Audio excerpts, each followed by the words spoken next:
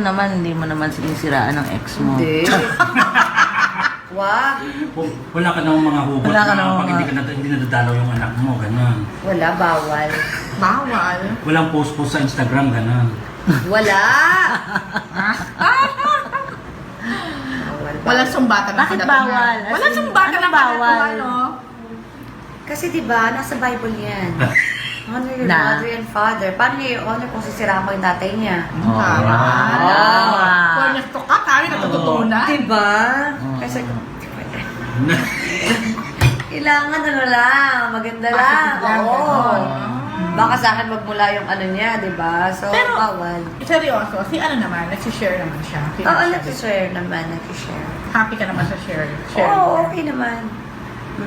Yung family niya, okay din kayo? Oo, sobrang, Mas okay kayo? sobrang okay ah. Sobrang ano, mabait yung lola niya, lolo niya. Papadala lagi ng ano, ng mga damit, yung mga kailangan ni Katie. Nakikita rin nila. Kaya lang ano lang eh, FaceTime lang kasi nasa Nasa States. Nasa US. Pero kayo, may mga gathering si Katie sa school. Magkasama kayo niya, no? May isang beses magkasama. May pag may free na, pag free naman ako, pumupunta ako. Pag hindi ako free, tatawagan ko siya, pilitin ko siya. Pag free kami dalawa, punta kami. Important. Kat, kamusta na kayo ni ano? Ang father ng baby. Okay naman po. Civil kayo? Civil po. Sustento? Okay naman po. Yeah. Regular? Okay po. Regular naman po. Kat, paano, Medium. paano set up? Set up, pag may free po siya, may free time siya, dinadalaw na si Katie, tapos, yun, nagbabanding sila, binili niya nga ng piano, so, nakaturuan niya. Sabi ko, sige, magbanding kayo ko na, turuan mo siya ng ano, kumanta. May iba na ba siyang karelasyon? Para, meron, oo. Okay lang sa'yo? Okay lang sa akin yun. Go. No hurt feel? Wala. Pag pass is pass, tapos na yan. Hindi na natin dapat balikan ang mga nakaraan. Dapat ay marami na tayong natutunan sa mga nakaraan. Dapat tayo tumayo kung ano ang nararapat, gawin ang mga nararapat, gano'n. Wala po talaga tayong ibang malalapitan kundi si God eh. Pag yung mga times na hindi po tayo masusolusyonan ng mga tao or ng kahit sino. Kasi like, yung family natin, hindi naman lagi din nandyan eh.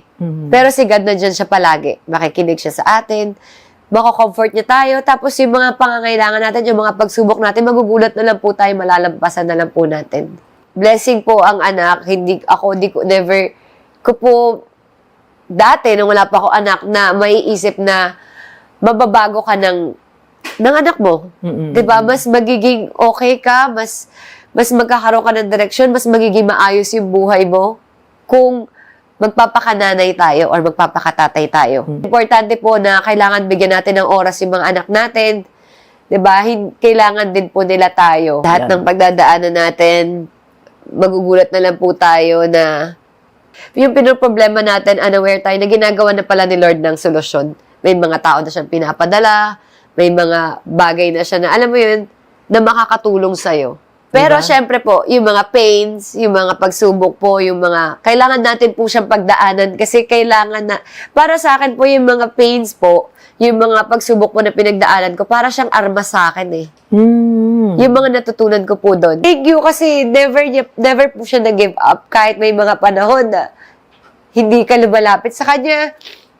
Sa mga panahon na, may mga panahon na, I mean, wala akong hinihingi pero ang dami niya binigay. Parang wala ako na picture sa sarili ko kung ano yung pangarap ko sa buhay ko pero siya yung bumubuo.